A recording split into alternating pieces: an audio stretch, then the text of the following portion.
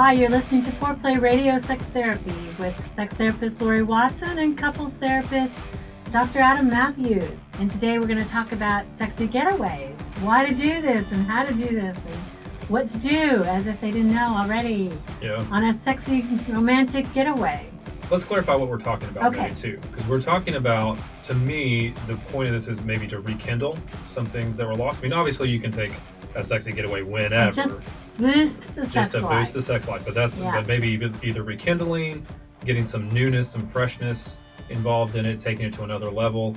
But we're talking about where it's specifically useful, where you're intentionally going away to be together, to be intimate with each other, and to have sex. Right? Yes, and I think couples should do this 4 times a year, like quarterly. Okay. They should get away, get out of their master bedroom, and get to a hotel room or to a vacation spot. I'm not saying it has to be expensive, right? But every quarter they should step out of their house and out of their roles, and really focus on them as a couple. Yeah, what are the advantages, do you think, to that? Especially, I mean, 4 times sex. a year. Wild sex. Adam. Yes. Adam. It reminds me when I was, we were going away for our anniversary night, and my kids were old enough. They were totally old enough, and they're like, "Mom, Dad, what are you guys gonna do?" And I'm like, it was on the tip of, of course you gotta be PG with your children, but I was thinking in my head, well, when the screaming stops, we're gonna go out to dinner. No, I was just like, I said something benign, like, well, we're just gonna have time, it's mommy and daddy time. Right. Yeah. But hopefully, you're away from the kids and away from that mom and pop role, and you're back to the two of you. Yeah. The times where it was more freeing, you didn't have to, not as much stress, you don't have to worry about a kid walking in on you, or having enough time, or having to run off and go do something and take the kids to soccer and get the schoolwork done and the house clean. I mean, I would say especially for women, because we are such multitaskers, having sex in your own home is much harder. Because you look around and you're like, I gotta get up and attend to the children, or I gotta do the laundry. Whereas I think men can say, the children are just fine. Yeah. They can really compartmentalize and focus on sex often in their own home, and I just think women don't do it as well. Sure. I also think the getaway from a man's point of view is going to be something that they are, when you're going away specifically for newness in your sex life, or specifically to have wild sex. Yeah, they can be all about it. We're going to take you place, like we'll spend money on that, is what I'm saying. We'll open up, that will be not a problem. Yeah. Right? And so the attention too, I think for men, being able to focus in, there's lots of things going on, being able to leave work behind, just leave it all behind. I think it's probably useful for women as well, but like you're saying, but so not being too stereotypical, but leave it all behind. Leave it all behind and kind of move into that. And again, like we've said before, maybe a no phone zone. I mean, can't they just give the hotel name and number to the babysitter and just leave the phones in the car and maybe sneak out every 4 hours? Yeah. Could they leave their phone for every 4 hours? I think, I've heard this story once, a couple planned this, it was going to be a big deal, and she went into the shower and got all dolled up, came out in her lingerie, and he was on the phone. And it was just like this killer. What a letdown, yeah. I mean, he was like, but I was hanging up, and it was like, but she wanted that moment. She comes out, she's all ready, she wants to see his delight, and his big, expression on his face, and he's looking at the phone. Not really ready to receive that. And I was just like, what a bummer. Yeah, which would be the whole point of the getaway in the first place, is to be able to fully see each other and to recognize put your phone down. Yeah. And women, put your phone down.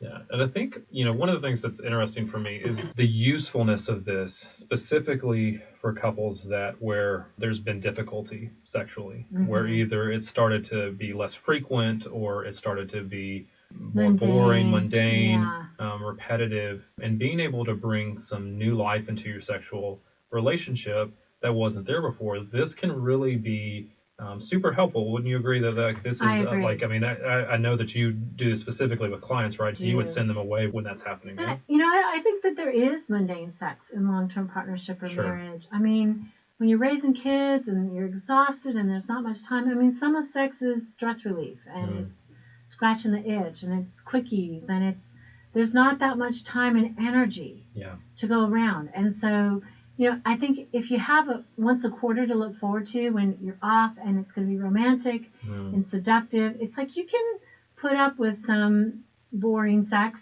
knowing that the great stuff is coming. Yeah, I think that's really... And that you're going to take time out for that great stuff. Let's say more about that, because the idea of looking forward to something, of having a time where that it's just going to be you and your partner, like that seems to me that it would cover a multitude of sins, so to speak. It would cover a lot and be able to help you get through not just boring sex, but just life in general, right? Like the difficulties, the stress of life. Something to look forward to. Yeah. And I think sexually we need something to look forward to. It's like, this is it. Yeah. I think that's one of the things I ask couples all the time, even women with low libido. I ask them, okay, is the sex sexy? Yeah. Is it the sex worth having? Because no, it's just like pull down the sheets, get in bed, have sex, wash up, pull down the sheets, get back in bed. It's like, if it's that mundane, who's really going to want to do it? Yeah. There's got to be some change and something else. And I would say, I think it's the number 2 fantasy of women is the romantic place.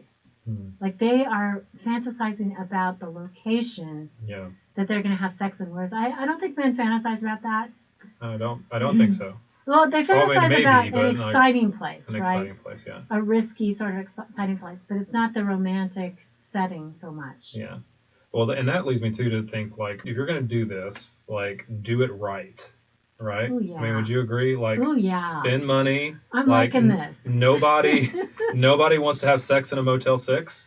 Like, I mean, I think this is something that, like... No cheap hotels. No cheap hotels. Like, I mean, that seems to be, like, you're setting the scene. Like, and set it well. And I know not everybody can go to super fancy hotels, but I think there's ways for you to do that. That is... And there's discount places, like, on the web, there's those apps that you can basically say, I want a 3-star, 4-star hotel, but I want it in this area at this price point, and they'll find you something like that. That's a nice place. Yeah. But okay, something you're saying though, I know there's men out there that are going to be saying, yeah, see, I gotta spend money on her to get her to have sex with me, and they're going to feel resentful about that. They're going to say, see, a woman, she needs to be bought in order to have sex. Well, what do you feel about that? I just don't feel like that's the point at all. Like, I like you. I really do like you. I mean, I understand that criticism. I can see like why men might feel that way when they're not talking to their spouse or they don't their partner, or they don't understand what that is. They need to go back, rewind this about 30 to 40 seconds and listen again to what you said before, that it is helping to fulfill a fantasy of your partners. Like, and it is helping to set the mood, and it is helping to do something that really kind of is uplifting, and it's meeting a need. I think it's a priority. Right? Yeah, it's saying I am willing to spend time, energy, and money on you. Yes. Like you are top of my list. I mean, think about how men spend money on gadgets, that's what I was just electronics, or golf, or cars, all these other things. Yeah. I think that's a common thing that you look at and saying, well, you just spent $700, $800 on a new tech toy, and you're not willing to spend that on a getaway, a weekend. And so I think And you don't need to spend that much. No, not at all. But it communicates something. It's sending a message, and it's saying to your partner that she's number one. It's and carving that she's valuable. out a time, right? It's saying this is really important. You are important to me, and our sex life is important to me, and let's go spend some romantic quality time together. Yeah. I'd also say, I mean... maybe we were too sexist when we were saying, the man would feel that way. I mean, I think certainly women, I have a lot of female patients who say, oh, I don't want to spend any money on that. They're too practical. Yeah. Right? They prioritize practical things rather than relational things. Gotta do the list, gotta get everything done, gotta get the laundry done, the house perfect, work has to be finished, my emails answered, all these things that they put ahead of their relationship and their sex life and their romantic partner. Yeah, and I was just about to say, because I do think we want to be careful. I mean, this is just typical of what we're seeing. We're talking about, I mean, it could go both ways. But one of the things that I have seen, and I have seen it primarily with women, a couples that I've had where the woman did not want to leave the kids. Like she was really anxious about leaving the kids and didn't want to be alone. And I think that sends a message as well. It's saying that our kids are more important than the two of us having. Yeah, and the women who alone. say, oh, our kids are only little ones. You know, we have to spend every last single freaking moment with them. I'm like, a marriage just doesn't wait. Yeah. A marriage needs feeding and it needs time. Intentionality. And your children, yes, they're important and they absolutely need time and priority. But it's like they will be unsafe relationally if the marriage doesn't last. That's right. If you don't strengthen the boughs of the tree, guess what? The cradle falls down. And I think, too, like there are going to be a time, hopefully, I hope you want this for your children, that they eventually will no longer live with you, right? Yes. And when that time comes, you want your relationship with your spouse to still be solid and for you to have things to do. If it's all about your kids from the time they're born to the time they leave their house, then there is going to be an emptiness in your relationship that's going to emerge as soon as those kids are out the door. Right. And the real gift we give our children is an emotionally intimate relationship lived out in front of them. Yeah. So, I think it's super important. Well, let's come back in a little bit. You're listening to Foreplay Radio Sex Therapy with sex therapist Laurie Watson and Dr. Adam Matthews.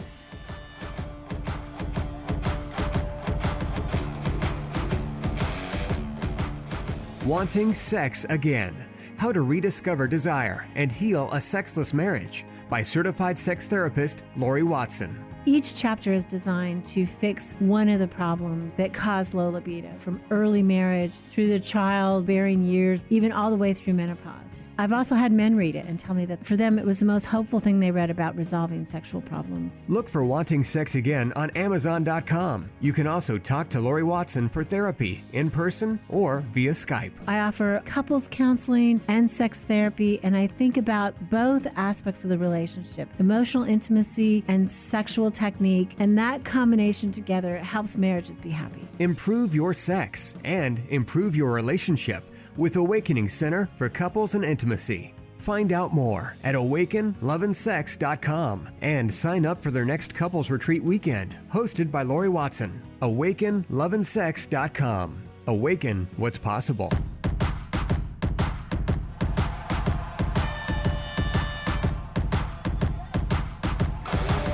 We're back with Radio Sex Therapy with your host, Laurie Watson, sex therapist and author of Wanting Sex Again, and my co-host, Dr. Adam Matthews, couples therapist, with his new website, right? What's your new website? MatthewsCounseling.org. Ooh, love that. You can find us there. You can find Dr. Adam Matthews there, and he does Skype counseling, right? I do Skype counseling, internet therapy. We see clients in our office as well, and yeah, come on. Cool new logo and website. That's right.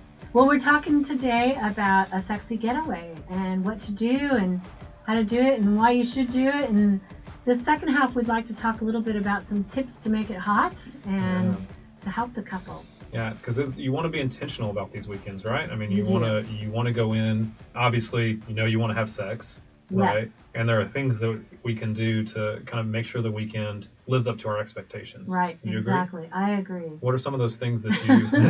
Okay, so you number one, do this. And I vote do this 4 times a year, even if it's just one overnight.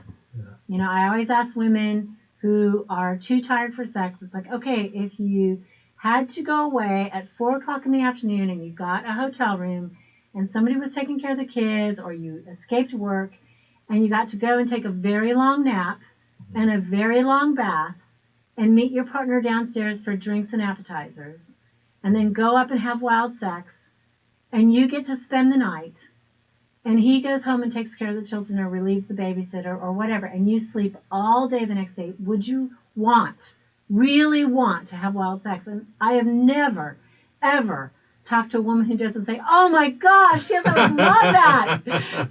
I had some doctors come over to visit this week, some gynecologists, and they're like, we need to hold out more with our husbands so that we get that wild weekend. So 4 times a year, at least an overnight. So that takes some, first one. That takes some planning too, right? So we need to be able to put it in the calendar, go ahead, schedule it is what you're saying. Quarterly. You get it quarterly. Overnight, at least one night. Then I think you got to pack up, right? You got to pack up the lubricant and the sex costume and the vibrator and the sex toys and the sex book that you have never, meant to read and never did.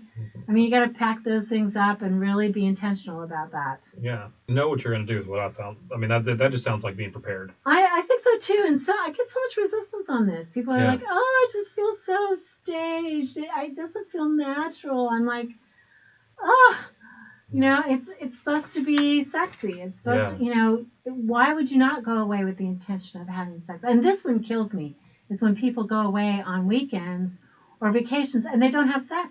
Yeah. It's like, that's the hottest sex of your life is on vacation. Yeah. I mean, you're recreating a lot of things that happened in your youth as well, in the beginning of your relationship, right? And that's a way to reconnect with that. So, yeah, plan, be prepared.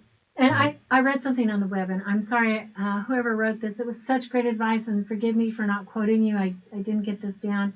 But they said you should have just-in-case sex. Like, when you get to the hotel, you should have sex right then. Just in case you get sick or food poisoning or you get too tired or you drink too much or something. Yeah. You should have sex right away just in case. Just in case. I knew this one couple, and they had sex like before they left their house. The children would be at the babysitters, and before they went on the weekend, they'd have just in case sex. before you even got there. But it's so cool. They're like riding to the beach. They've already had sex. They're relaxed. The weekend is technically already a success. It's already happened. It's already a success. It's already happened, so that's good. And I think people should bring champagne or bring wine if they're wine drinkers, or something to share, a bottle in the room so they're relaxed. Yeah, that speaks to me of like mood setting as well. Is that kind of part? Is that part of that? Getting relaxed. Getting relaxed, making sure it's the environment is what you want it to be. That's going to really make it a positive experience for you. I think so too. Yeah. And definitely the no phone zone, like we talked about. Putting that down. I think that if you're going away for a whole weekend and maybe you don't get away so often, so you want to do something. Maybe make it half and half, like half active and half relaxed time. So maybe, to me, like my ideal would be go for a hike in the morning, a long, vigorous hike, get the blood going, and then spend the second half of the day in the spa. Yeah. So you get your back rubs and relax in the sauna and do all that so that you're really relaxed and have sex in between maybe. Yeah, and that really speaks to me of like not going somewhere where you're going to want to sightsee all day. I agree. These are not. These are romantic getaways. Yeah, they're little mini honeymoons. Yeah, so we're not going to like some ruins that we're gonna like explore all day. We're not gonna search the catacombs. Yeah, not a vacation. It's not a vacation. This is a couple time away. Yeah, and I wonder, what do you think the resistance is? There seems to be some resistance to even saying that this is gonna be a sex vacation or a sex retreat, a sex getaway. Like, right. What do you think is the resistance, or what is difficult for couples to just say that's what it's going to be? If you think you've heard every excuse in the book, I have truly heard every excuse in the book. Yeah. I don't know. I think it's the intention makes people nervous. Especially the lower desire partner. They're like, oh, that's such an expectation. But I think this is a way that they can give to their partner. They can designate this time as like, I will, meet your needs. Yeah. Definitely meet your needs, and we will just be bunnies. And it's something. I think the low desire partner is worried that feeding that will make their partner want even more. And I think that high desire partners can be satisfied, and they need to express satisfaction. Like, that was terrific. Yeah. Not, well, next time we go, let's do this, and we should do it 6 more times. And it's not time to critique. It's not time to critique, and it's not time to offer up how it could have been better. It's like, just say, baby, that was great. Yeah.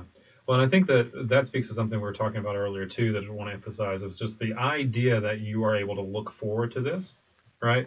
It speaks to the kind of the concern of the lower desire partner that their partner is just going to be insatiable afterwards. Yeah. Right? But what we're saying is that these type of getaways can really be something to kind of boost just morale and just be able to say, give us some kind of hope to look forward to, going forward. So I think that's speaking to that as well. Yeah. I mean, concentrated talking time, connecting time, and sex time, right? I mean, that is a formula for happiness. Yeah. And just looking forward to a quarterly event like that, I think would make many, many, many people feel like life was special or going to be special while they're living out some difficult times or just the boring existence of the day-to-day grind. That can be tough. Yeah. Sex is a holiday. Yeah. What do you feel like are the discussions that kind of lead up to this between like how do you propose this? Yeah, I mean, how do you talk about it? But then how do you set expectations for what's going to be happening there? I mean, do you have any tips as far as what you begin to talk about in regards to the sex getaway? I think that certainly talking about expectations is great, but sometimes I find couples talk about it in a limiting sort of way.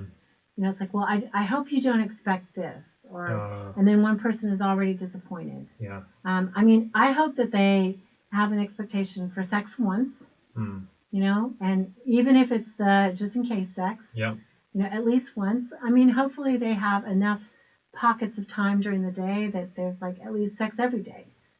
That would be, what I would expect. Yeah. Maybe it's morning sex and then you're too tired in the evening or something. But I mean, so many couples tell me they can't get it together, right? He likes mornings, she likes evenings, or, it's like, well, you know what? You have morning, noon, and night, evening, and the middle of the frickin' night. So, I mean, you got to find somewhere in there that you can do it. Yeah. Well, and that's part of what freeing up this time is for, right? Is so that you have your ideal time available, right? And so I think even too, just the discussing, like looking forward to it together, like dreaming about what that time is going to be like together. That's just really in and of itself. That's right. And that part of that discussion then kind of there's a build toward that quarterly retreat. Yeah, that anticipation. Yeah. Yeah, and I would say that is really how most women fantasize. I mean, if you talk to women and say, do you fantasize? They'll say no. But if you say, do you anticipate? Could you anticipate? Could you build a fantasy in your mind of what it would be like that would be positive? That kind of helps them get ready. That's a great way to do it. Yeah, absolutely. So I like that. It's sort of like looking forward to a vacation, but a particular type of vacation. Yeah. And I would say that the other thing that this can do is, and we've talked about this before, is that there's one sense in which emotional intimacy drives physical intimacy, but then there's also the sense that these types of getaways also fuel emotional intimacy. The sexual intimacy fuels the emotional. And so I think there might be a lot of people that said, well, we're not connected. Dual agendas. That's right. Right. We're not emotional intimacy and physical intimacy. I wasn't following you. But yes. So that there may be some people that say, well, we can't do this because we're not connecting emotionally. And we say this can be a way to do both. To do both things, to meet sexual needs, and that also fuels emotional connection as well. Yeah, and there was a New York Times article, and maybe I should quote it, but you can find it, just Google it, New York Times questions for lovers. Yeah. And there were like 37 questions of things to ask your current lover, not about sex, but just about things versus the bills or the kids or the work topics that you normally talk about. It was like sort of like, tell me what happened the summer of your 5th grade year. Yeah.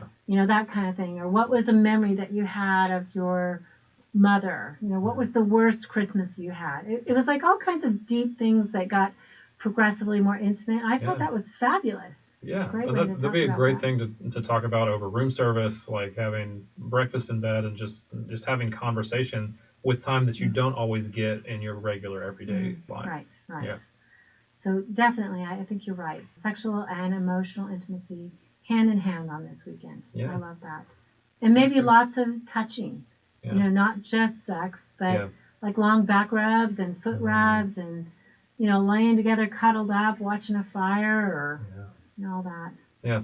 This is a fun weekend. We want it to be fun. We want it to be enjoyable. Yeah, there's nothing wrong with this. I'm going to give you a gift card for a hotel for you and your wife for Christmas, Adam. Oh, that's nice. All right. Yeah. I'll do the same. We'll just exchange hotel gift cards. Okay, make mine really expensive. Okay, all right. Okay, you're listening to Foreplay Radio Sex Therapy with sex therapist Laurie Watson and couples therapist Dr. Adam Matthews. Thank you so much for listening.